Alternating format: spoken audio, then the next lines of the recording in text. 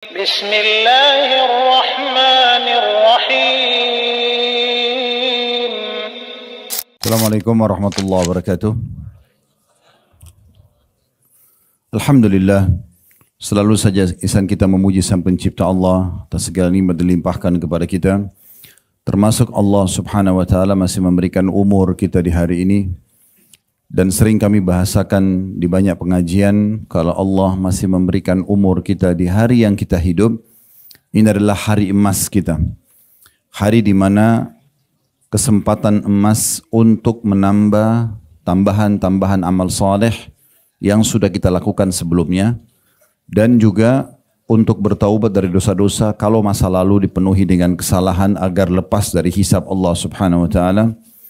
Beruntunglah orang yang memaksimalkan hari dan umur yang Allah berikan, detik demi detik, menit demi menit, semuanya dengan kebaikan-kebaikan.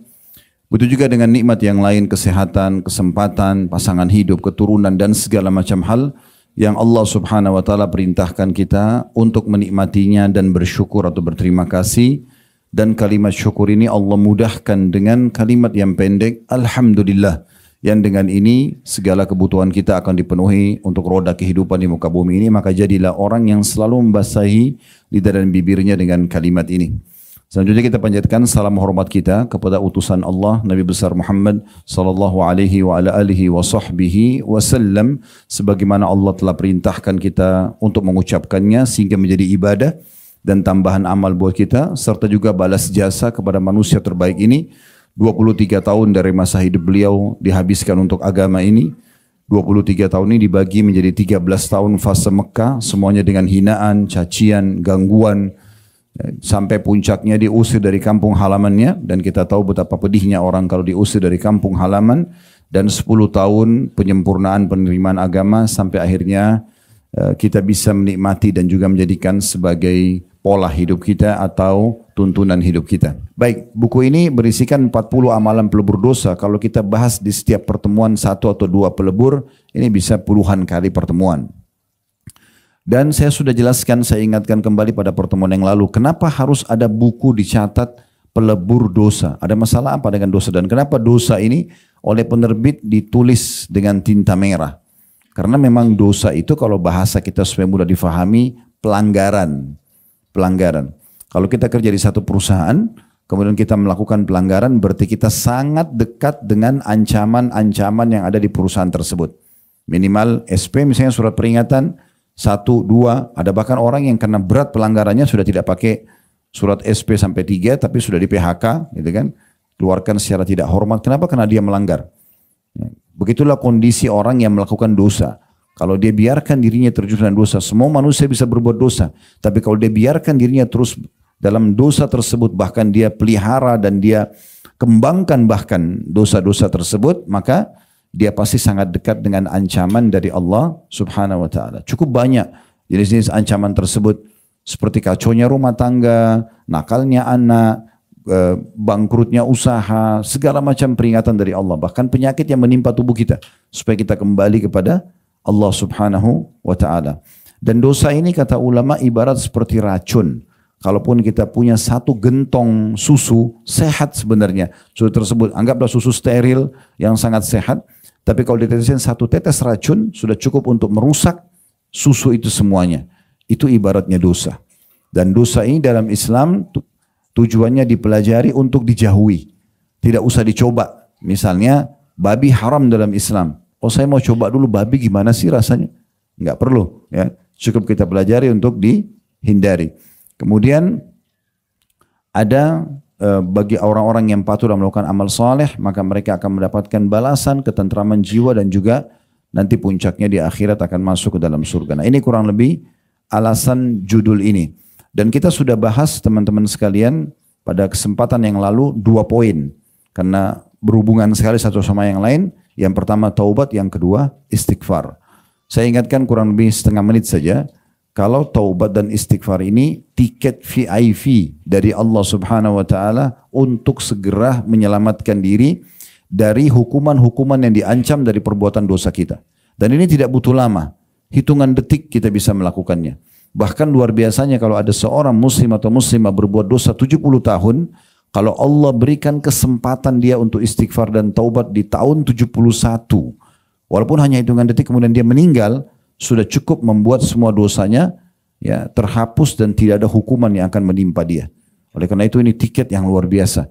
Kata Ali radhiyallahu anhu, kalau Allah mudahkan seorang muslim bisa mengucapkan istighfar dari lisannya, berarti Allah tidak ingin untuk menyiksanya. Maksudnya Allah berikan dia kesempatan untuk jauh dari siksaan tersebut. Nah ini manfaatnya juga sudah kita jelaskan panjang lebar. Ya, kemudian jenis-jenis istighfar pada pertemuan yang lalu. Nanti insya Allah teman-teman bisa kembali ulangi di playlist YouTube ya untuk kajian kita perdana tentang buku ini.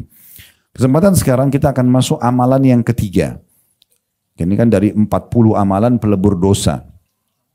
Yaitu melakukan amal-amal kebaikan. Sibuk dengan amal-amal kebaikan. Nah, memang buku-buku umumnya kalau memang buku itu bukan buku induk, hanya buku sekedar konsumsian umum orang supaya semua muslim bisa membacanya, biasanya penulis cuma meringkas-ringkas seperti ini. Tapi kita akan penjelas nanti dengan syarah atau penjelasan ya. Jadi beliau mengatakan, penulis di sini Syekh Mahmud Misri hafizahullah, melakukan amal-amal kebaikan sebagaimana Allah Subhanahu wa taala telah berfirman dalam surah Hud surah nomor 11 ini ya, ayat 114, innal hasanati yudhibnas sayyiat. Ketahuilah kata Allah, sesungguhnya semua perbuatan-perbuatan baik, maksudnya perbuatan baik dalam pandangan agama. Kalau kita biasa bilang amal-amal soleh ya, itu pasti akan menghapus dosa-dosa perbuatan yang buruk. Kita jelaskan dulu ayat ini karena cuman poin ini saja ditulis, kita akan tekan nanti dalam syarah atau penjelasan dengan dua hal dari ayat Hud surah nomor 11 ayat 114 ini. Adanya yang pertama, adanya motivasi untuk selalu sibuk dengan amal soleh. Al-hasanat maksudnya perbuatan-perbuatan baik. Kemudian yang kedua adalah menjauhi semua perbuatan dosa. Disebutkan al-hasanat perbuatan baik, as-sayyiat dosa-dosa. Baik, ini mungkin kurang lebih yang diangkat oleh penulis. Saya coba akan berikan penjelasan lebih jauh. Apa itu amal soleh? Ya, jenis-jenisnya. Kemudian bagaimana caranya supaya kita bisa mudah untuk konsisten menikmati dan mengerjakan amal soleh itu. Kita kembali dulu dalam surah Az-Zariyat. Ini syarah penjelasan kita ya. Surah nomor 51 ayat 56. Tujuan dasar kita ada di muka bumi ini. Teman-teman kalau duduk renungi, kenapa saya lahir dari rahim ibu saya? Kenapa semua ini fasilitas sudah ada? Udara sudah ada, pergantian siang malam, matahari terbit, matahari terbenam, air, api, tumbuh-tumbuhan, hewan-hewan, semuanya sudah ada. Dan ini ada pencipta, sebagaimana kita tahu Allah Subhanahu wa taala yang mengatur semuanya. Dan manusia dari ayah kita dan ibu kita Adam dan Hawa alaihi wassalatu wassalam adalah makhluk terakhir. Sebelum kita ini semua sudah ada. Semua jenis hewan sudah ada, semua jenis tumbuhan sudah ada, semua ini sudah ada. Makanya waktu Nabi Adam AS diciptakan oleh Allah dengan tanah, iblis sudah ada. Iblis kan nolak untuk sujud karena dia sudah ada. Waktu itu dia kandidatkan dirinya untuk menjadi pemimpin di muka bumi, tapi dia kaget Allah menciptakan Adam dan akan ditunjuk menjadi khalifah. Itu sebab kenapa dia tidak mau sujud kepada Nabi Adam. Walaupun dia tahu ini perintah Tuhannya. Maka Allah murka kepada iblis dan akhirnya mengusirnya. Dan akhirnya mengekalkan juga di dalam api neraka. Nah, kita perlu tahu teman-teman sekalian, tujuan kita ada di sini itu memang disebutkan dalam surah Az-Zariyat tadi. Kalau mau buka di aplikasi handphonenya bisa lihat ya, aplikasi Al-Quran maksud saya di handphone. Wa ma khalaqtul jinna wal insa illa liya'budun, kata Allah. Ketahuilah aku tidak ciptakan jin dan manusia semuanya, dari manusia yang pertama, dari para nabi-nabi sampai manusia biasa dan manusia terakhir nanti yang akan meninggal sebelum hari kiamat. Aku tidak ciptakan jin dan juga manusia semuanya, tidak terkecuali laki-laki, perempuan, kaya, miskin, sehat, sakit, semuanya kecuali untuk beribadah kepadaku. Ini dulu kita jadikan sebagai rel kita yang akan kita lalui. Ini tujuan kita ada di sini. Selalu pergantian siang malam ini, fase semua ini ada. Semua ini memang untuk mengabdi kepada Sang Pencipta. Tidak ada tujuan lain. Nggak ada tujuan lain. Ini tujuannya. Semua tujuan yang keluar daripada pengabdian kepada Sang Pencipta Allah berarti keluar daripada tujuan dasar kita, ya, diciptakan. Nah, poin ini dulu. Jadi kita harusnya memang hidup ini, kalau ada yang tanya, Ustadz kalau gitu saya hidup memang untuk sholat. Jawabannya iya, itu tujuan utamanya. Jadi kalau ada yang mengganggu sholat berarti itu bukan tujuannya, ini harus ditepis. Jangan sampai azan kita masih sibuk dengan aktivitas yang lain, sementara ini tujuan utama kita. Memang kita hidup untuk puasa Ramadan, memang kita hidup untuk zakat, memang kita hidup untuk haji. Ya. Diikuti dengan yang sunnah-sunnah. Kalau sholat tadi sholat sunnahnya, kalau puasa Ramadan, kalau zakat misalnya dengan sedekahnya, kalau puasa Ramadan dengan puasa sunnahnya, kalau haji dengan umrohnya. Kemudian ditambah dengan yang lainnya, bakti sama orang tua, jenguk orang sakit, silaturahim keluarga, membantu orang susah, majelis ilmu, zikir, doa, baca Quran. Ini semua adalah rel utama kita. Yang keluar dari sini berarti keluar daripada tujuan utama. Orang-orang muslim yang keluar dari relnya itu harus segera kembali. Karena kalau tidak, dia akan sesat. Dia tidak akan tahu nanti panduan hidupnya. Dia tidak akan tahu tujuan dia hidup untuk apa. Nah ini dulu kita sepakati. Kalau memang kita sudah faham tadi dari surah Az-Zariyat, tujuan kita diciptakan memang ya, itu untuk beribadah kepada Allah Subhanahu wa taala. Ini yang sedang disinggung oleh penulis. Sibuk mengerjakan kebaikan-kebaikan, ketaatan-ketaatan. Nah, untuk memotivasi kita teman-teman sekalian agar kita mau semangat mengerjakan ketaatan ini, fahamilah dan yakini itu benar bahwasanya semua perintah agama baik. Semua baik. Contoh, jujur. Jujur baik. Siapa yang tidak senang berteman sama orang jujur? Setiap dia ngomong pasti benar. Pasti kita nyaman interaksi dengan dia. Amanah, tanggung jawab, gitu kan? Dermawan, suka berbagi dan bantu orang lain. Bakti sama orang tua, jenguk orang sakit. Semuanya yang diperintah agama itu cek satu persatu, Anda akan temukan semuanya baik. Tidak ada yang tidak baik. Kemudian setiap amal soleh ini, perintah agama ini, pasti diikuti dengan janji. Kalau bahasa ceramahnya fadilah, ya, misalnya fadail amal atau fadilah amalnya. Tidak ada perintah dalam agama yang tidak diikuti dengan janji. Dan Anda punya hak sebagai seorang muslim dan hamba Allah bisa mengatakan, saya kalau sholat malam dapat apa Ustaz? Saya kalau sholat duha dapat apa? Saya kalau sholat udu, sholat tahiyat masjid, sholat taubat. Saya kalau puasa Senin Kamis, puasa Iyamul Bid, saya puasa hari Tasu'a dan Ashura, 9 dan 10 Muharram, saya puasa hari Arafah, saya dapat apa? Saya kalau sedekah, baca Quran, bakti orang tua, apa saja, jenguk orang sakit, saya dapat apa? Kita akan, di masa kita sekarang ini, kita sudah punya handphone ini perpustakaan berjalan. Google itu sangat memudahkan kita, tinggal diketik misalnya keutamaan sholat duha. Keluar semua artikel yang ditulis tentang sholat duha. Mau visual audio tinggal ketik di YouTube, di Instagram sekarang, di TikTok, semuanya bisa kita dapatkan potongan-potongan ceramah yang menyampaikan tentang keutamaan ibadah yang kita mau kerjakan. Nah, caranya gimana supaya kita selalu ingin konsisten mengerjakannya? Maka cari tahu janji Allah di ibadah itu. Saran saya, jangan sholat duha teman-teman kecuali sudah tahu dapat apa saya kalau sholat duha.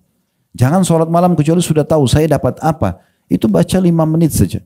Ketik di Google keutamaan sholat malam, keutamaan sholat duha. Apa saja, mau umroh, keutamaan umroh. Semua ibadah, mau sedekah, keutamaan sedekah. Semua itu ya, kita paparkan, kita baca sehingga kita punya ilmunya. Karena kalau kita kerjakan sesuai dengan ilmu, kita akan bisa menjaga karena selalu termotivasi, oh dapat ini, oh dapat ini. Kenapa teman-teman kita muslim yang sudah rajin ke masjid dan sholat, mereka selalu mau menjaga itu. Karena mereka sudah tahu keutamaannya. Bukan hanya sekedar disuruh oleh orang. Nah, gitu. Ya, ini poin. Nah, juga dari sisi lain ini sebagai tambahan, kalau ada orang yang mau faham larangan-larangan agama, maka dia akan temukan semua larangan agama itu buruk. Kalau semua perintah kan tadi baik. Contoh larangannya apa? Bohong, lawan jujur tadi misalnya. Khianat, lawan amanah misalnya. Ya. Durhaka sama orang tua, membunuh, mencuri, menggunjing, memfitnah. Semua yang memang di fitrahnya, di alaminya manusia mereka tidak suka. Itu larangan agama. Dan semua larangan ini ada ancamannya. Kalau ada seseorang yang muslim yang masih melakukan perbuatan dosa, misalnya dia suka bohong. Bagaimana caranya dia tinggalkan? Ketik di Google atau baca buku. Kalau sekarang kita ketik di Google, ini bukan karena promosi Google-nya, tapi memang ini sekarang faktanya. Tinggal ketik ancaman berbohong. keluar semua artikel tentang ancaman berbohong. Mau visual audio tinggal di YouTube, di TikTok, di Instagram. Ketik semua ceramah ustadz-ustadz kita cukup banyak tentang masalah bahayanya bohong, ancamannya apa. Kita perlu tahu ini. Ini adalah cara yang paling efektif membuat kita meninggalkan dosa itu. Karena kita tahu kita akan dihukum apa. Nah ini namanya at-targhib dan tarhib dalam ilmu hadis. At-targhib adalah motivasi atau motivator ya, amal-amal soleh supaya kita mau mengerjakannya. Dan at-tarhib adalah ancaman setiap perbuatan dosa yang kita lakukan. Nah kita berada sebagai seorang muslim memiliki dua sayap ini. Ya, amal soleh dengan kita tahu ilmunya tentang apa yang kita bisa dapatkan kalau kita kerjakan, dan dosa kita tahu ancamannya kalau kita akan melakukannya. Ini gambarannya. Sekarang kita fokus kepada amal-amal baik. Sebenarnya teman-teman dosa-dosa ini tidak butuh energi khusus untuk ditinggalkan. Tidak butuh. Asal Anda sibuk saja beramal soleh, maka dosa akan ditinggalkan. Otomatis. Kalau kita selalu dari detik demi detik mau kerjakan amal soleh apalagi, dari doa ke zikir, baca Quran, nasihat kepada seorang muslim, mencari rezeki Allah, kita sibuk di situ, maka dengan sendirinya kita tidak ada waktu untuk dosa. Dosa itu bisa membuat kita melakukannya di saat kita lalai. Saat orang lagi senggang, waktu lowong, lagi santai, di situ tuh peluang syaitan untuk membuat kita terjerumus dalam dosa. Kita kalau sibuk bekerja misalnya, udah usah kita urusan dengan amal soleh. Urusan dunia aja. Teman-teman lagi sibuk kerja di kantor, terus ada temannya aja, ayo kita ke sana yuk. Kita kayak nggak ada waktu. Saya ada kerjaan nih, nggak mungkin. Nah seperti itu. Kita kalau sibuk dengan amal soleh, maka secara otomatis kita akan jauh dari dosa tersebut. Dan kalau kita berprestasi karena kita jaga amal soleh ini, mirip contoh yang paling baik kalau kerja di perusahaan. Lihat teman-teman kita pegawai yang prestasi. Datang on time, kerjakan pekerjaannya dengan bagus semuanya, dia akan dapat fasilitas kantor kan, ya, dia akan dapat gajinya, payrollnya, dia akan dapat bonusnya, dia akan dapat jabatan, namanya akan harum. Nah begitu orang kalau prestasi di perusahaan kan, bahkan ada yang sampai 10 tahun tetap jadi ya, pegawai yang prestasi di situ karena dia jaga. Nah seperti itu orang kalau amal soleh, berarti semua fasilitas dari Allah akan terus dia dapatkan. Orang kalau ugal-ugalan kerja, datangnya selalu telat, pekerjaannya terbengkalai, apalah tidak peduli, gangguin temannya, macam-macam dikerjakan sama dia. Apalagi sudah masuk ke masa kepada manipulasi data dan segala macam, pastikan orang ini tidak akan lama. Minimal terancam dari fasilitas kantor. Dipotong gajinya, diberikan surat peringatan, puncaknya dikeluarkan. Gitu kan? Nah seperti itu orang kalau berbuat dosa teman-teman sekalian. Baik, kita lebih dalam lagi masuk sekarang. Kalau begitu kita sudah tahu rel kita, jalan kita menuju ke akhirat ini adalah amal. Sudah jelas tujuan kita untuk ibadah kepada Allah. Dan kita juga sudah katakan cara untuk konsisten beribadah adalah dengan cara membaca keutamaannya. Dengarin itu. Sholat dapat apa, puasa dapat apa, supaya kita mau mengerjakan karena tahu ada janjinya dan kita bisa konsisten. Dan kita juga mengetahui bahayanya dosa-dosa supaya kita tidak usah melakukannya. Amal soleh dipelajari untuk dipraktekkan, dosa dipelajari untuk dijauhi. Baik, dalam amal soleh ini Allah subhanahu wa ta'ala menyuruh kita berlomba-lomba teman-teman. Bersaing satu sama yang lain dalam amal soleh. Kalau kita lihat teman kita, azan dia sudah di masjid, kita harus sama dengan dia. Nah gitu.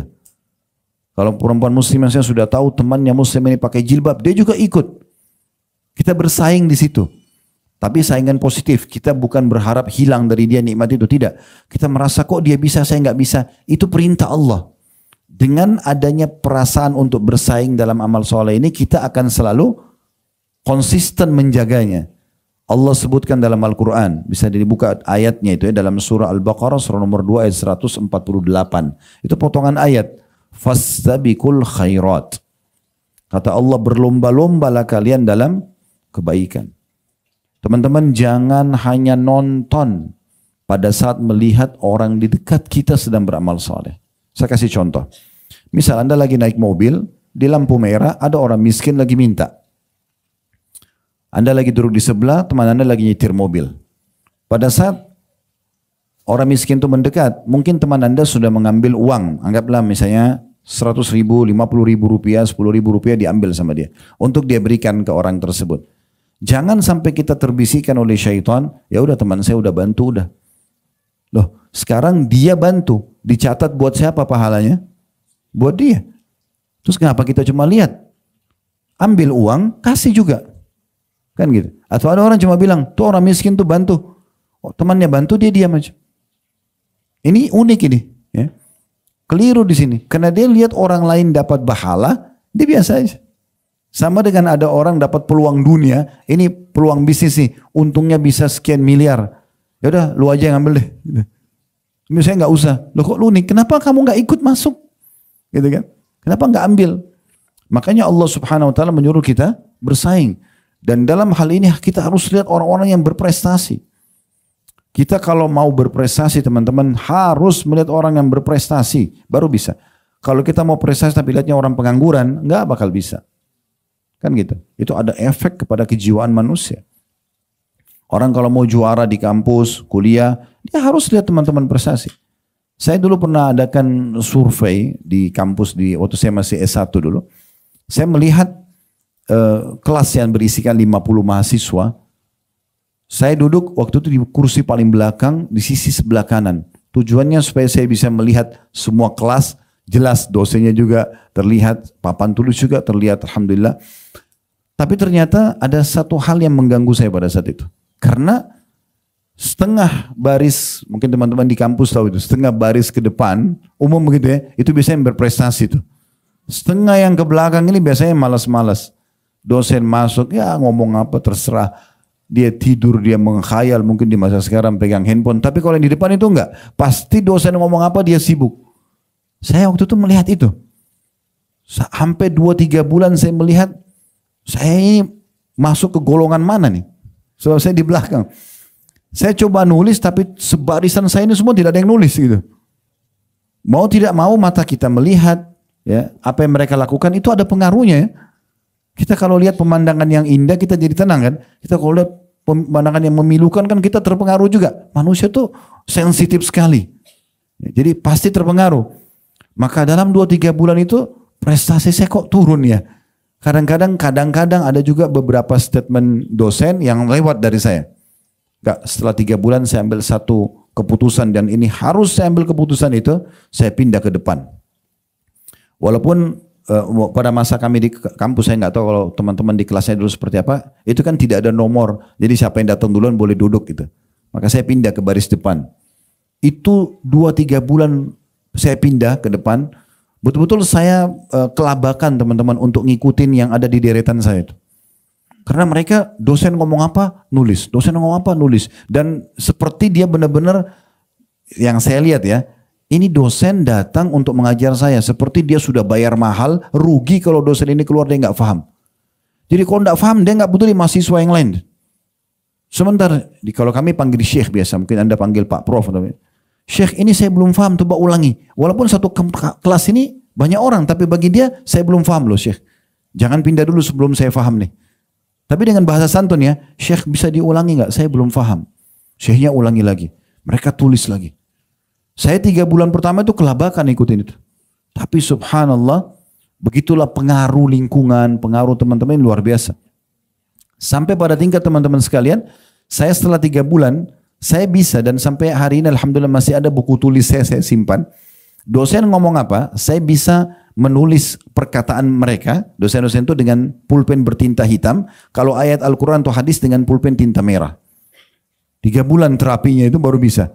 Akhirnya saya sudah terbiasa seperti mereka untuk nulis. Dan pada saat hasil ujian keluar nilai saya sama dengan orang-orang yang di depan, bukan sama yang di belakang. Oh saya ambil sebuah prinsip kalau gitu, ini bukan hanya sekedar di kelas. Ini harus ditarik dalam semua lini kehidupan kita. Mau sukses dalam bisnis, cari perusahaan dan orang yang sudah sukses. Nggak bisa nggak. Kami waktu pertama buka Uhud Tour, saya bilang sama teman-teman di manajemen kami di sini, alhamdulillah ada 4-5 perusahaan di bawah bangunan ini. Saya bilang sama teman-teman, kita buka travel ini bukan travel yang pertama di Indonesia. Sudah banyak ratusan travel sebelumnya. Saya mau kita mengambil pengalaman dari travel yang sudah 10 tahun ke atas. Kita mulai start dari langkah mereka yang ke tahun 11. Jangan mulai dari yang pertama. Jangan apa yang membuat mereka tersandung waktu itu masuk di lubang, kita masuk juga mulai dari awal. Enggak. 10 tahun mereka sudah berjalan, sekarang awal langkah mereka di tahun ke-11 itu yang kita jadikan langkah kita. Itu batu pertama kita. Jadi dalam 2-3 tahun saja travel kami sudah bersaing dengan travel-travel besar. Karena targetnya itu. Jadi semua itu, teman-teman, lingkungan, apa saja akan sama. Manusia sensitif teman-teman. Jangan bilang saya tidak terpengaruh. Tangan saya sekarang kalau saya pegang kain meja ini, sama dengan teman-teman pegang, kita langsung bedain keras atau lembut kan? Seketika. Telinga kita bisa bedain ini intonasi suara keras atau lembut, seketika. Mata kita bisa bedain ini terang atau gelap, seketika. Semua bisa. Hidung kita bisa bedain ini wangi, busuk, seketika. Lidah kita bisa bedain ini manis, asam, seketika. Jadi jangan bilang, oh saya tidak terpengaruh, nggak bisa. Pengaruhnya besar. Makanya Allah bilang fastabiqul khairat. Ayo berlomba-lomba, tapi ingat dalam hal kebaikan. Cari orang-orang yang berprestasi dalam kebaikan tersebut, kemudian segera ya mengikuti mereka. Sebelum terlambat, ya sebelum terlambat. Juga Allah berfirman dalam surah Al-Imran, surah nomor 3 ayat 133. Ini ayat selanjutnya ya. Al-Imran surah nomor 3 ayat 133, wasari'u ila maghfirati min rabbikum wa jannatin arduha as-samawati wal ard uiddat lil muttaqin. Bergegas kalian, berlumba-lumba kalian ya kepada pengampunan Tuhan kalian.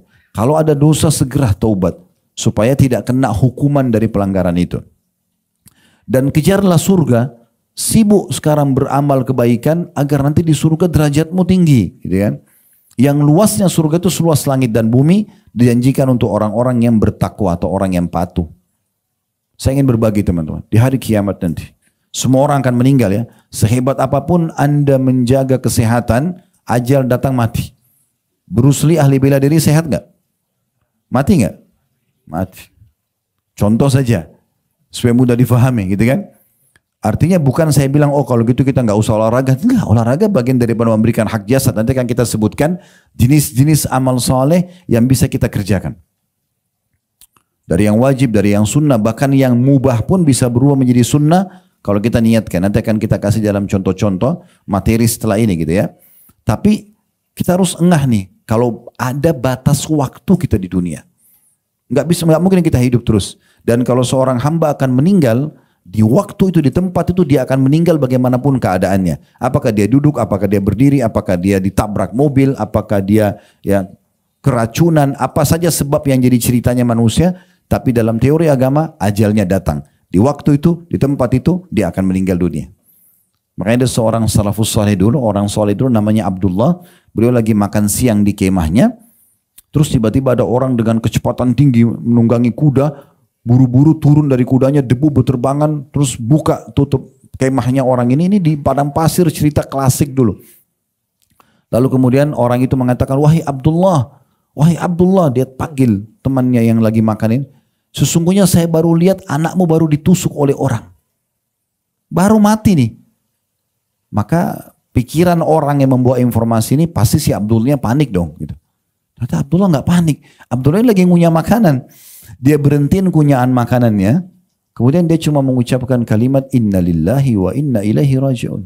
Kami milik Allah, kami akan kembali kepada Allah. Dia makan lagi. Dia ngunyah makanannya. Yang bawa informasi ini penasaran. Ini Abdullah belum dengar kali. Ini anaknya dibunuh orang. Dia bilang, wahai Abdullah, anakmu mati dibunuh orang. Tetap aja dia berhentiin kunyahannya dengan sangat santai dan tenang. Inna lillahi wa inna ilaihi raji'un. Kami milik Allah, kami akan kembali kepada Allah. Dia ngunyah lagi. Akhirnya orang ini penasaran mengatakan, wahai Abdullah, tolong terangkan ke saya. Bagaimana bisa anak anda ini saya lihat dengan mata kepala seseorang pegang pisau ditusuk perutnya mati. Kok bisa masih tenang begini? Dalam kondisi anaknya meninggal begini. Ini orang kalau punya ilmu luar biasa. Didudukin sama dia bilang duduk sebentar. Dia masih bisa nasihatin orang yang bawa informasi. Suruh duduk kemudian dia mengatakan, begini saudaraku. Kami ini adalah sekelompok manusia. Mungkin tidak banyak. Yang beriman kepada Tuhan namanya Allah. Dan Allah telah mengajarkan kepada kami bahwasanya mati itu terjadi kalau ajal sudah datang. Ajal sudah datang. Kalau ajal belum datang tidak akan mati. Jadi anak saya mati ditusuk orang itu, saya tidak bahas tusukannya. Karena itu hanya sebabnya saja. Walaupun tidak ditusuk orang, di tempat itu, di waktu itu dia akan mati. Begitu teori agamanya. Itu cuma cerita orang itu ditabrak, ya, kebakaran, itu cerita. Saat itu ajalnya datang. Maka dia bilang, ajalnya sudah datang. Kalau ajal anak saya belum datang, walaupun 1000 pedang yang menusuk di rumahnya tidak akan mati. Pernah lihat ada orang tabrakan dahsyat tidak mati? Pernah lihat pesawat jatuh nggak mati? Belum datang ajalnya. Di keluarga kami lihat, mungkin teman-teman juga bisa lihat, ada paman kami umurnya 48 tahun meninggal. Di rumah beliau ada nenek kami hampir 90 tahun belum meninggal. Padahal sudah merangkak jalannya. Subhanallah. Belum datang ajalnya. Gitu. Jadi dia faham, ini kematian kalau sudah datang, pasti datang. Mau orang sehat, mau orang sakit, itu cuma sebabnya saja kalau cerita manusia tadi. Nah, sebelum datang masa kematian itu, jangan sampai kita nyesal teman-teman. Kalau sudah mati ini nyesal nanti. Betul-betul kita akan menyesal, dan kata para ulama, orang yang nyesal pada hari kiamat dibagi menjadi 3 golongan. Yang pertama itu orang kafir, karena tidak beriman sama Allah, tidak ikutin syariat Nabi Muhammad SAW, maka mereka bisa masuk neraka. Ini nyesal, coba dulu saya masuk Islam, gitu kan. Kemudian orang musyrik, orang yang berbuat syirik besar, kayak orang-orang kafir Quraisy Mekah dulu, mereka tahu Ka'bah itu rumahnya Allah, mereka tahu Nabi Muhammad adalah Nabi, dan mereka tidak mau beriman. Kemudian orang-orang munafik, pura-pura Islam, kedoknya saja, seperti di masa Nabi SAW ada namanya Abdullah bin Abi Salul, namanya Abdullah tapi kepala munafik. Ya, kisahnya cukup panjang, kalau anda mau baca Abdullah bin Abi Salul cukup banyak, ini pemimpin orang-orang munafik, dan surah Al-Munafikun bicara tentang orang munafik itu turun kepada orang ini. Golongan ini golongan pertama yang akan menyesal abadi. Kenapa? Karena mereka masuk neraka, Allah selalu tambahkan dengan kata-kata khalidina fiha, kekal selamanya. Jadi sekali disiksa, disiksa terus selamanya. Dan orang yang mengatakan, neraka, apa sih neraka itu? Kadang-kadang dijadikan bahan olok-olok. Tidak usah jauh-jauh kita bicara neraka, terlalu jauh neraka itu. Ambil korek gas saja, kecil, nyalain, taruh jempol kita di situ. Hitungan detik, panas gak? Kalau 1 menit mateng tangan kita nih. Ya, luka bakar, harus operasi sekian butuh puluh juta atau ratusan juta. Itu pun belum tentu bisa kembali sempurna lagi. Ini baru korek gas, jadi nggak usah bahas neraka. Ini dulu nih. Kena silet dikit sakit gak? Kena beling kakinya sakit gak? Keseleo. Kadang-kadang bahkan kena rematik, demam, gak bisa bergerak. Terus mau bahas masalah siksa yang besar di akhirat. Ini bahaya sekali nih. Jangan bicara tentang masalah neraka kalau belum paham gitu. Makanya tadi saya bilang kami ada bedah 33 pasal di YouTube itu, 33 kali pertemuan khusus masalah neraka. Ya, masalah nama-nama neraka, jenis siksaannya di neraka, ya, minumannya, makanannya ahli neraka, rinci sekali pakaiannya mereka. Dan luar biasanya, kalau maling di pinggir jalan sekarang ketangkap, digebukin orang nih, terus mati. Kalau sudah mati, kira-kira masih digebukin nggak? Sudah enggak ya? Kenapa? Karena orang tahu dia sudah tidak rasa sakit kan? Di neraka ini nggak ada mati teman-teman. Nggak ada mati. Jadi disiksa itu dalam kondisi dia dibakar nih. Dalam surah An-Nisa dijelaskan ayat 59 atau 56-nya. Kullama nadidat juluduhum badalnahum juludan ghaira liyadzuqul azab. Setiap kali kulit mereka sudah terbakar, maka kami ganti dengan kulit yang baru agar mereka rasakan rasa sakit yang baru. Jadi mereka itu terbakar hangus tapi nggak mati. Sakitnya luar biasa. Lalu Allah sempurnakan kulitnya lagi, tapi dalam penyempurnaannya itu sakit. Digantikan kulit, kesakitan, dibakar lagi. Begitu terus. Makanya penyesalan mereka abadi. Penyesalan mereka abadi. Jadi kalau teman-teman masih punya kerabat orang non-muslim, tawarkan Islam. Terima tidak terima itu bukan urusan kita. Tugas kita sampaikan. Selalu syaitan bisikin, terima nggak ya? Nanti dia marah nggak ya? Tawarin aja. Saya kalau ketemu orang non-muslim, saya selalu bahasakan. Apa pendapat tentang Islam? Dari pendapat dia itu baru kemudian kita berikan penjelasan dalam apa yang kita paham dalam agama. Cukup banyak orang masuk Islam hanya dengar azan, ya, merinding hanya karena ini dan itu, kadang-kadang unik-unik gitu masuk Islamnya. Golongan kedua yang menyesal di akhirat adalah orang yang hidupnya penuh dengan dosa, tidak mau tobat-tobat. Melanggar aja terus. Tiap hari dari dosa ke dosa yang sama, bahkan lebih berkembang daripada itu. Bukan cuma dia kerjakan sendiri, dia ajak orang lain kerjasama untuk mengerjakan dosa-dosa itu. Ya. Kalau ada orang zina, dia sendiri. Tapi itu sudah salah, dia harus segera taubat. Tapi ada orang tidak, dia ajak teman-temannya semua ditraktirin zina. Ini dosanya lebih berat lagi. Ini kalau tidak sempat taubat, nyesal hari kiamat. Kenapa? Karena dia akan masuk neraka dulu. Timbangan dosanya lebih berat daripada amal solehnya. Walaupun dia tidak kekal, tapi berat karena tidak ada kematian di neraka. Nah, golongan yang ketiga, ini yang kita titik beratkan, adalah penyesalan sebagian orang-orang beriman yang sudah masuk surga. Udah masuk surga tapi masih nyesal. Nyesalnya kenapa? Karena banyaknya peluang amal soleh yang tidak dikerjakan. Itu nyesal juga tuh. Misalnya, antum, ini contoh, maaf bukan saya menyalahkan. Tapi kalau misal amalan sunnah, biasa amal sunnah kita anggap remeh ya. Kan cuma sunnah, sholat malam, sholat tahajud, sholat duha, zikir pagi petang, baca berapa ayat, ini kan sunnah, dikerjakan dapat pahala, ditinggalkan tidak berdosa kan. Tapi kalau misal contoh, ada orang yang tidak sholat malam tadi malam, dosa kah? Enggak dosa. Tapi dia akan nyesal nanti.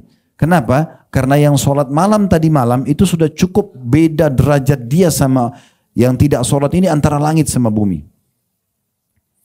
Saya ingatkan sebuah riwayat masalah ini, atau dua buah riwayat. Di masa Nabi SAW dalam hadis sahih disebutkan oleh Al-Mundri dalam kitab Targhib Tarhib beliau dan juga disahihkan oleh Syekh Albani, ya, katanya ada 3 orang masuk Islam dari satu suku Arab, kemudian 3-tiganya numpang di rumahnya Talha bin Ubaidillah, tokoh yang sedang kita bahas nih ya. 3 orang ini subhanallah, tamunya yang baru masuk Islam ini, berjalan beberapa waktu, yang satu ikut perang mati syahid. Jalan beberapa hari saja, yang kedua ikut perang mati syahid juga. Berjalan beberapa waktu setelah itu, yang ketiga mati. Subhanallah, 3-tiga masuk Islam meninggal semua di rumah Talha. Yang ketiga tapi matinya bukan mati syahid. Mati biasa, di atas ranjang, ajalnya datang meninggal. Talha bin Ubaidillah dimimpikan oleh Allah SWT, 3 orang ini, yang paling tinggi derajatnya di surga, dan paling depan berdiri, itu yang terakhir meninggal, yang bukan mati syahid. Baru orang yang kedua mati, baru orang yang pertama meninggal. Talha terganggu dengan ini. Dalam pikiran Talha apa? Orang yang mati syahid pasti lebih tinggi dong derajatnya. Kok bisa yang mati biasa di ranjang itu lebih tinggi derajatnya? Dia lapor kepada Nabi SAW, ya Rasulullah, begini kejadiannya nih. Tolong jelasin ke saya, gimana caranya memahami ada orang yang tidak mati syahid tapi mengalahkan derajat orang yang mati syahid. Kata Nabi SAW sambil senyum mengatakan, wahai Talha, mana kau dari sholatnya, zikirnya, sedekahnya beberapa hari itu? Jadi kalau kita diberikan lebih nih, kita umur 35, teman kita 35. Sama-sama ya hidup, sama-sama beramal soleh, anggaplah ideal. Dua-duanya soleh atau soleha. Tapi si A yang 35 tahun meninggal duluan 3 hari, si B 3 hari kemudian baru dia meninggal. 3 harinya ini sudah cukup membedakan derajat mereka. Ini akan lebih tinggi. Jadi satu peluang amal soleh jangan disia-siain, itu luar biasa. Riwayat yang kedua, masih di masa Nabi SAW, riwayat sahih juga, ada 2 orang bersahabat dekat. Subhanallah, yang satu ikut perang mati syahid, yang satunya sepekan pas, sepekan, disebutkan hadis sepekan, satu Jumat ke Jumat yang lain, meninggal dunia tapi mati biasa. Waktu sahabatnya mati syahid disolati oleh Nabi SAW pekan lalu, setelah solat dikuburkan segala macam, di pekan depannya temannya yang mayit ini, yang mati syahid itu, meninggal juga, disolati juga sama Nabi dan para sahabat. Apa kata Nabi SAW? Saya mau tanya kalian. Nabi tanya para sahabatnya setelah solat di jenazah yang kedua ya, yang mati biasa. Saya mau tanya kalian, ini sekarang kira-kira menurut kalian perbandingannya sama temannya yang meninggal pekan lalu bagaimana? Semua sahabat itu fahamnya apa? Yang mati syahid pekan lalu pasti lebih tinggi. Mereka bilang, ya Rasulullah, semoga saja orang ini bisa mencapai derajat temannya yang pekan lalu meninggal. Karena mereka yakin pekan lalu lebih tinggi derajatnya. Kata Nabi SAW, ketahuilah, demi zat yang jiwaku dalam genggaman, demi Allah, sungguh jenazah yang baru kita solati, derajatnya lebih tinggi daripada yang meninggal mati syahid tahun lalu, itu jaraknya antara langit sama bumi. Karena dia sempat ibadah seminggu saja. Ini mahal sekali. Jadi selama ada kesempatan amal soleh teman-teman, jangan ditunda-tunda. Karena itu tadi saya bilang, ini kita sepakat, ini rel kita, ini tujuan utama hidup memang itu. Jangan keluar dari situ. Kemudian ada hadis Nabi SAW yang berbunyi, badiru bil amali fitanan ka kita lailil al-mudlim. Segera beramal saleh, berlumba-lumba kalian dalam beramal saleh sebelum datang fitnah-fitnah, musibah, ujian, gempa bumi, longsor, ya, apalah segala macam perubahan politik yang terjadi, peperangan, sebelum datang semua itu. Seperti potongan malam yang gelap. Hari ini aman, besok ribut misalnya. Misalnya hari ini tenang, besok longsor, besok gempa, besok tsunami dan segala macam. Bisa terjadi. Kata Nabi SAW, segera beramal saleh mumpung masih tenang, udara oke, kita masih sehat. Ayo tuh masjid yang azan kenapa gak didatangin? Hayya 'alas shalah, ayo salat, hayya 'alal falah, ayo menuju kepada kemenangan. Ini muadzin cuma ucapin, panggilan itu dari Allah. Karena muadzin semua seluruh dunia, mau orang Arab, mau orang Melayu, mau orang bule, mau orang hitam dari Afrika, panggilannya sama kan? Berarti dari Allah, itu mereka cuma perantara saja. Jawab panggilan itu sebelum menyesal nanti. Kata Nabi SAW, segera ya, beramal saleh sebelum datang ujian-ujian yang seperti potongan malam yang gelap. Lalu beliau menjelaskan, yusbihur rajulu mu'minan wa yumsiku kafira. Ada satu masa di mana bisa saja orang itu di pagi hari mukmin, sore harinya sudah murtad, sudah kafir. Atau yumsi mu'minan wa yusbihu kafira. Dia bisa juga sore hari mukmin tapi paginya besoknya sudah kafir. Yabi'u dinahu bi'aradin minad dunya, karena dia memperjualbelikan agamanya untuk keuntungan dunia. Jadi Nabi SAW suruh, ayo segera beramal, jangan sia-siakan. Karena kalau kita sia-siakan, justru nanti tidak bisa kita mengerjakannya lagi. Ya, saya bahkan teman-teman, ini saya pribadi, saya cuma berbagi. Saya coba tanamkan dalam diri saya, di saat ada kesempatan beramal, maka saya anggap itu amal terakhir saya. Selalu jadikan itu begitu. Misalnya azan nih, sholat. Udah anggap ini adalah sholat terakhir saya. Biasanya kita tidak hidup lagi setelah itu. Makanya Nabi SAW itu kalau imami sholat sebelum takbir, beliau kadang-kadang ya, tidak seterusnya. Kadang-kadang ucapkan sallu sholatal muwadda'ah. Sholatlah kalian dengan sholat perpisahan. Anggap setelah salam mati. Saya kasih contoh rasional. Kalau ada orang, misalnya insya Allah tidak ada di sini, tapi ada orang sakit, sakitnya sudah kronis, kemudian dokter bilang, ini sekitar setengah jam lagi Anda sudah akan meninggal nih. Dari penyakit ini, medis ini sudah meninggal. Kira-kira di saat itu, kalau dia masih punya kesempatan sholat, khusyuk nggak? Nah, sebentar lagi mati. Semua sayangnya kita lebih percaya sama dokter. Nanti dokter bilang sudah mau mati, nah baru dia percaya. Padahal teori agama sudah harus tunggu dokter bilang mau mati. Ini detik ini bisa setiap saat di antara kita yang lagi ngomong, saya bisa saja meninggal, Anda bisa meninggal. Itu bukan doa. Tapi kalau ajal datang selesai, habis semuanya. Di saat itu akan terjadi penyesalan-penyesalan karena orang tidak segera dalam beramal soleh. Jadi jadikan amal soleh itu teman-teman yang sempat kita kerjakan itu amalan terakhir. Amalan terakhir. Saya punya beberapa pengalaman yang saya terus sesali gitu. Karena fahami gini teman-teman, ini kaidah sederhana. Amal soleh itu kalau sekali luput dari kita, nggak bisa kita ulangi. Misal contoh tadi subuh ada yang tidak sholat di masjid misalnya. Dia kalau dengar misalnya, saya sebutkan ada hadis Nabi SAW, siapa yang sholat subuh berjamaah di masjid, dia akan dapat perlindungan Allah sampai subuh besok lagi. Misal dia termotivasi mau kerjakan. Pertanyaannya, bisa nggak dia memundurkan waktu kembali subuh lagi untuk dia kerjain? Udah nggak bisa. Jangan itu. Orang kalau masbuk sholat, ya, sekarang dia sholat duhur masbuk 1 rakaat. Beda-beda pahalanya antara orang yang datang takbiratul ihram sama orang yang masbuk 1 rakaat, itu beda. Sekarang kalau dia mau kejar kembali, dia bisa bilang nggak sama imam, imam sebentar kembali dulu takbiratul ihram, saya mau dicatat dari awal. Udah nggak bisa. Apa maksudnya? Kesempatan ibadah itu nggak bisa terulang.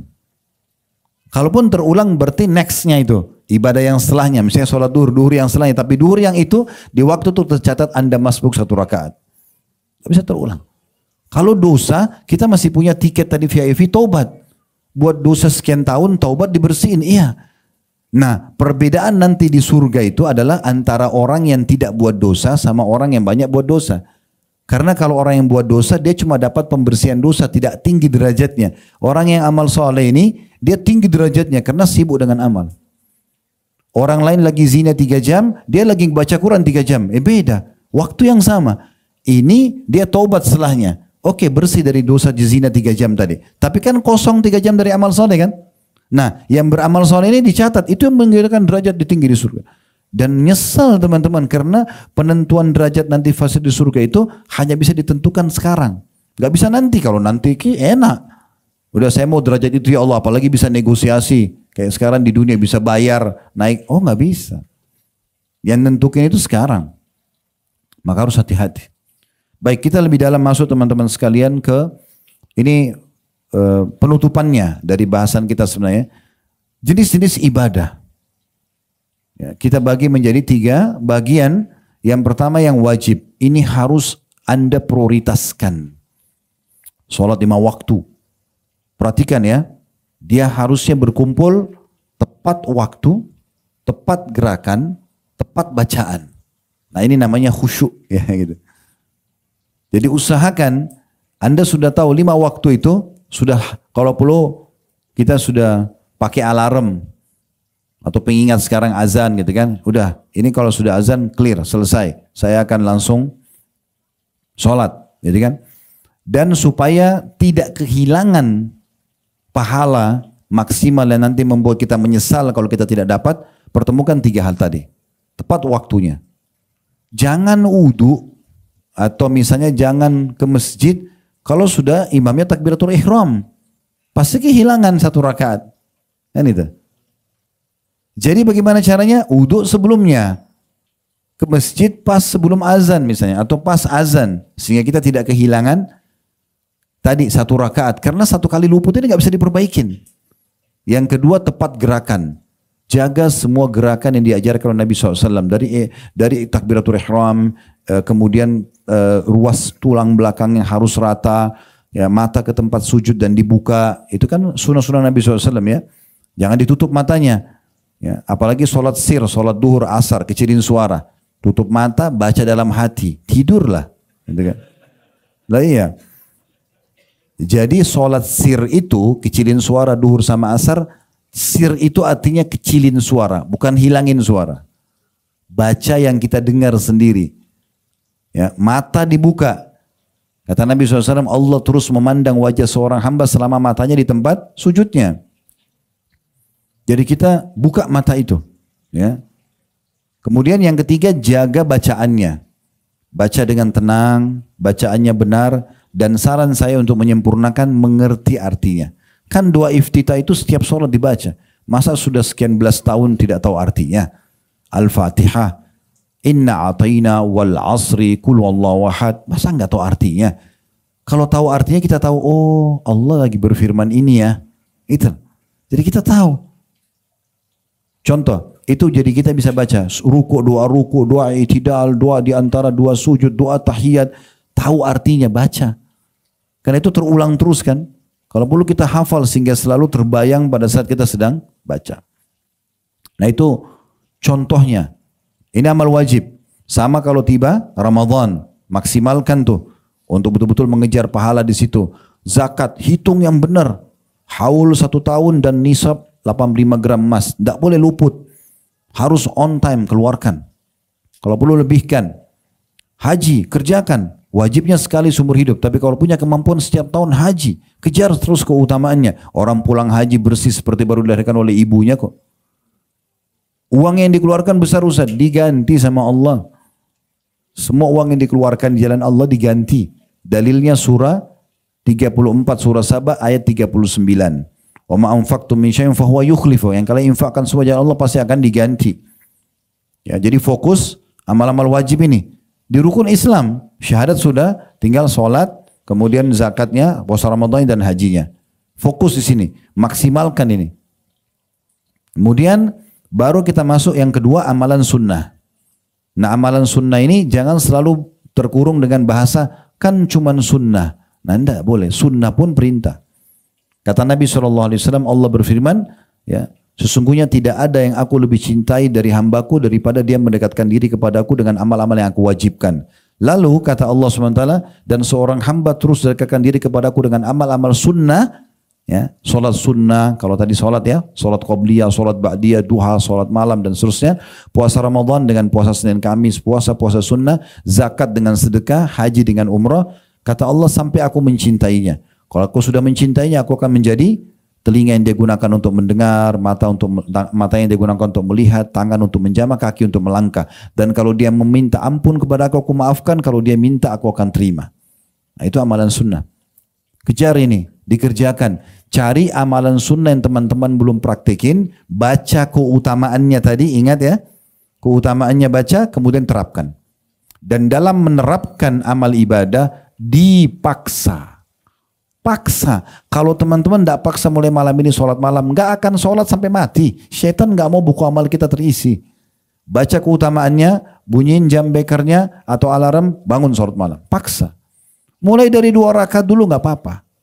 Ya, tapi sudah punya ilmu keutamaannya. Kerjakan step by step sampai kita maksimal nanti. Misalnya sholat malam dari 2 rakaat, jalan seminggu, 2 minggu, oke, naik 2 rakaat lagi, terus sampai nanti maksimal 11 rakaat. Tinggal setelah itu konsisten menjaganya. Yang ketiga, ini yang digarisbawahi. Kita punya kesempatan banyak sekali menambah amal-amal soleh kita dengan hal-hal yang mubah. Mubah itu kalau dikerjakan tidak berdosa, ditinggalkan tidak dapat pahala, ditinggalkan tidak berdosa. Seperti makan, minum, tidur, mandi, ya. Ini kan semua mubah. Selama halal boleh. Boleh kita makan, boleh kita minum, boleh tidur, boleh mandi, ya. Olahraga. Nah, ini semua mubah. Tapi kita bisa mengubah hukum mubah menjadi sunnah. Gimana caranya? Dengan niat memberikan hak jasad. Jadi makan bukan cuma lapar nih, langsung makan selesai. Enggak.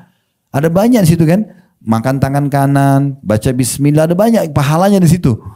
Dan diniatkan yang ciptakan kita Allah, yang ciptakan rasa lapar itu Allah, yang pandu kita menghilangkan lapar adalah Allah.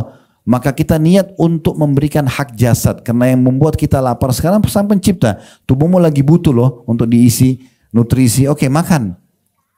Nah, kalau kita niatkan memberi hak jasad, maka dapat pahala. Tidur 5 jam, 6 jam. Mungkin kalau anak-anak sampai 8 jam mereka tidur, maka ini ya sama. Kita niatkan tidur untuk memberikan hak jasad.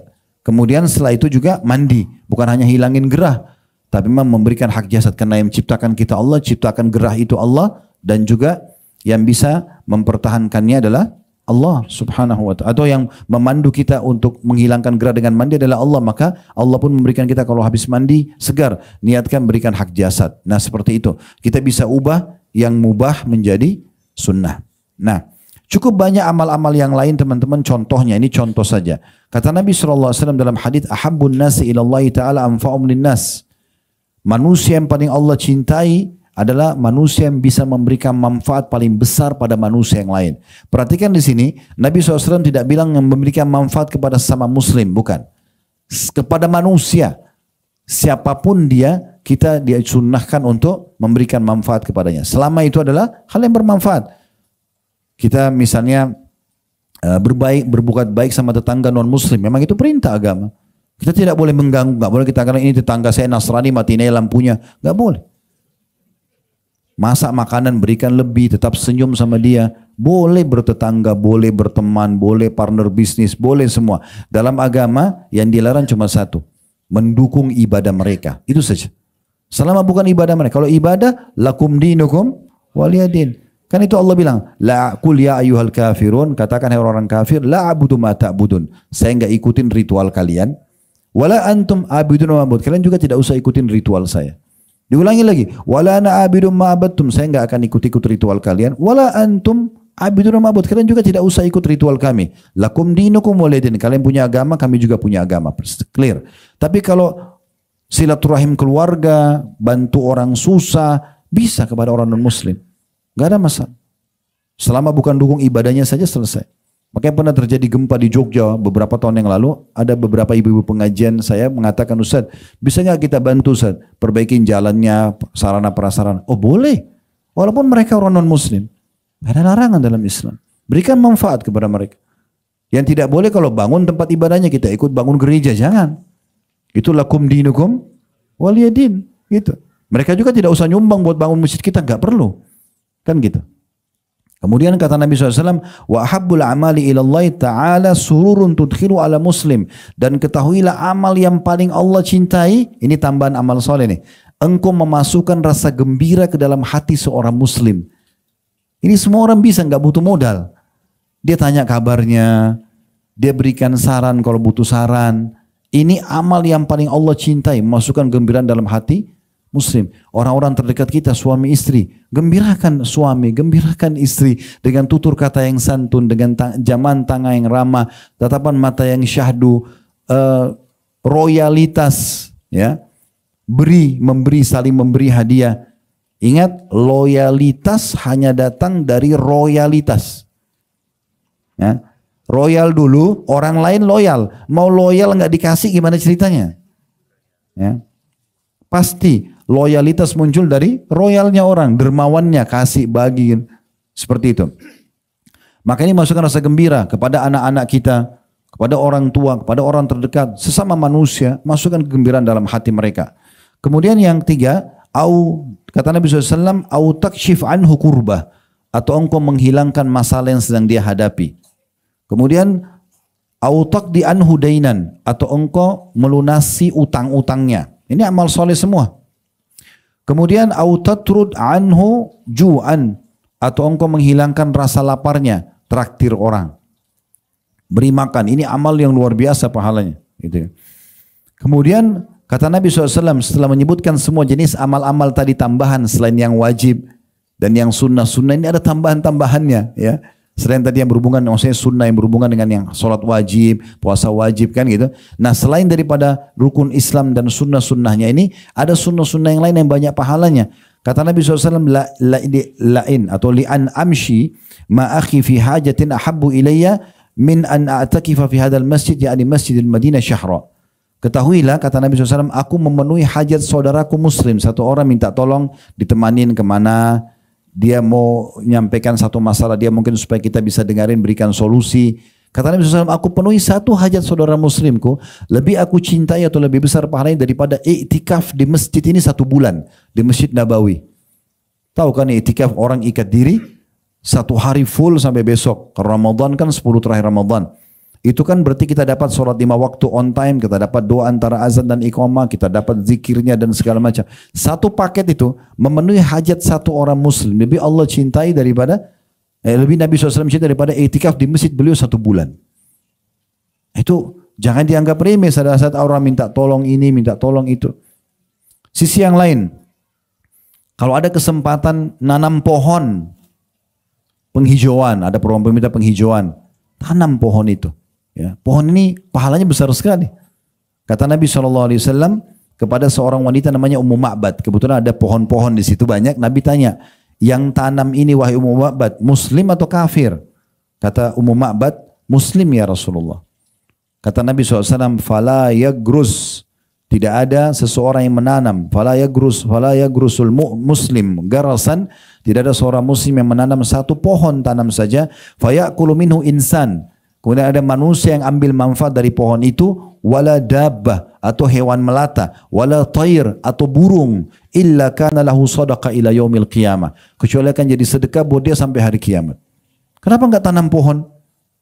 Kasih ke pesantren mana, ke masjid mana, di lingkungan kita tanam pohon-pohon yang bermanfaat. Mungkin pohon buah, orang ambil hasilnya silahkan. Kalau pohonnya lagi berbuah jangan dibungkus kresek supaya tidak diambil orang, ya. Bagi saja. Hadis riwayat Muslim, ya.